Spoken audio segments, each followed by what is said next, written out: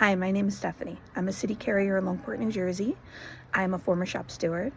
I have also been to Formal A and beyond. I've been in this game for almost 10 years now.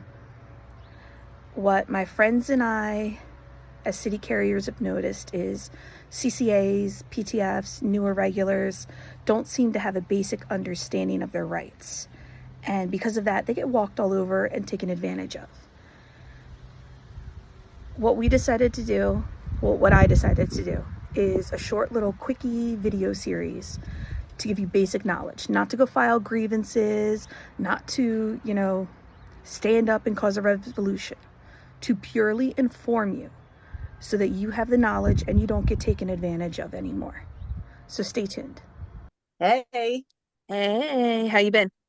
good. How about yourself? Same old.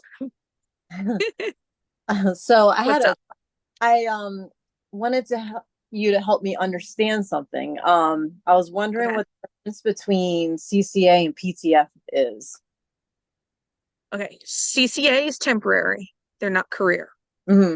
Um, it's basically entry level so that they can become career. Okay. They get hired on at like 19.30 an hour, about that. They can work up to 12 hours, including their break, every day for 360 days a year. They can get annual leave, they got to earn it, but that's pretty much all they have. The only days they're guaranteed off is like a 5-day annual break they get. They can't transfer. They end up losing all seniority, relative standing, whatever term they want to use, and they have to start over. But the Mhm. good part is they only have to be a CCA for 2 years. After that 2 years, in about 3 pay periods, they can become PTF, which is part-time career. It's a career position, but it's Mhm. part-time. Right. So when they make PTF, it's the same thing. They still work crazy hours. They still work every day. They don't have like a set schedule or anything, but they make about $23 an hour. I could be wrong on that. They get like Sunday premium pay, like 25% extra of their hourly. Um, they don't get paid holidays. CCAs do get paid holidays. PTFs don't, but that's also why they make more hourly. Mhm. Um, PTFs can transfer since they're career. It's just a little harder to do. Mhm. Trying to think what else is different. I mean, it's definitely better because they get TSP and sick leave too, and the time starts counting towards their retirement. Oh, okay. Um, they are on like the first step of the second pay scale, just like when you become regular. So they get kind of a jump on pay. Mhm. Um, oh, but it's supposed to be part-time. Like it's never meant to be like a full-time position. So if you have PTFs that are working over 40 hours for like 6 months, Right. they should be converted to regular, like full-time regular. Mhm. So if you have like 10 in your installation or something that are working like over 40 hours and it's like longer than 6 months, they need to go talk to the union so that they can be converted to regular. So Oh, okay. All right. Um, Now, can management skip over carriers to be made regular? Um, new management has no say. It's okay. handled by like the business agent and the district level. Hmm.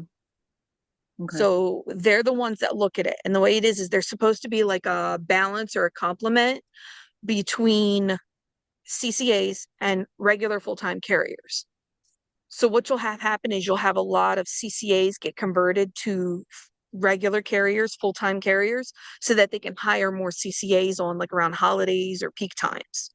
Mhm. But they're the ones that handle it. And when you're hired on, you get an employee ID. So if you're not sure or you think something might have happened, because I mean nothing's perfect, you can look at your EIN number and it's like in sequential order. So like you started before me. So Mhm. my EIN starts with 0448. What does yours start with? 04212.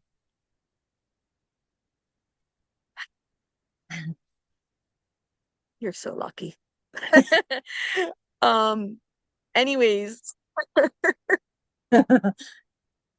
They can't really do it. So yours started, your number was lower than mine. So Right. that's how you know you started before me. Mhm. So I would make career before you. You started before me. And even Right. though they call it relative standing as a CCA, it means you should convert before me because you started before me. Okay. So you're finding out your EIN just if you're not sure Right. and to like kind of make yourself self-aware. Hmm. The other thing you can do is you can go into light blue where you look at your paychecks and there's a little button for EOPF, and that's your personnel file. And when you go in there, there's a form called PS50. They cut a PS50 for almost anything they do, HR related, raises, moves, transfers, changing stuff in the installation, whatever. If you go in there and go all the way to the end, you can see the Hmm. very first form that was cut for you, and you can look at your date of when you got input in the system. And Okay. so, like, let's say there's a guy you know started a month after you. Right there, your EIN number in that Form 50 is the proof you need to Mhm. prove that you should have converted before they did. Oh, okay. But I Gotcha. mean, you just want to make yourself aware because what if it ends up you're wrong? Hmm. So you can look for yourself before making a fuss, you know? Yeah. Yeah. That's a good idea. Y- Okay. It it is. And then like PTFs and everything. PTFs can make unassigned regular. Hmm. Like the district controls that too. It's kind of like when they need to hire more on, they're Right. able to do that and monitor that. Okay. All right. Well, that's good to know. Very- Information overload. Yes. I'm So, sorry. no, you're good. No worries. Knowledge is power. It So, is. yeah. It is. And I wish we knew more of this when we were starting. Yeah. Seriously.